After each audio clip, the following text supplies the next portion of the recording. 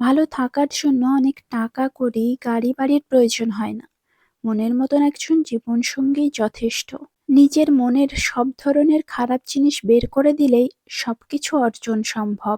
মাঝে, মাঝে মানুষের মন খারাপের পেছনে এত বেশি কারণ থাকে যে মানুষ নিজেও বুঝতে পারে না কোন কারণে সে এত বেশি কষ্ট পাচ্ছে। ১ মিনিট লাগে কাউকে জানার জন্য, ১ সেকেন্ড লাগে কাউকে ভালোবাসার জন্য। আরেক জীবন চলে যায় কাউকে ভুলে যাবার জন্য। স্বভাব কিংবা চরিত্র কোনোটাই টাকার উপর নির্ভরশীল নয়, ওটা পারিবারিক শিক্ষার মধ্যে পড়ে।